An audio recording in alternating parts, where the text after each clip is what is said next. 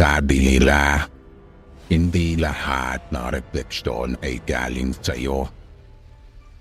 Minsan, may ibang nilalang na nakatingin pabalik. Bago natin simulan ang nakakakilabot na kwento ng antigong salamin ng Santa Monica, huwag kalimutang suportahan ang Pinas Horror Channel.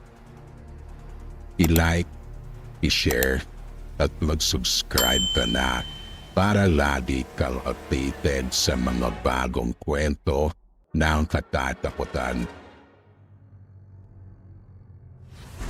Sa baryo ng Santa Monica, naninirahan si Elena. Isang dalagang mahilig mangolekta ng lumang gamit. Isang araw, nakatanggap siya ng regalo mula sa kanyang tiyahin.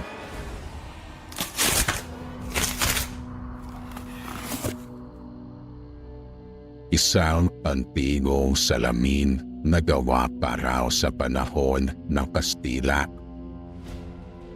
Ang kakaiba, may nakaukit sa gilid nito ng mga simbolong hindi maintindihan.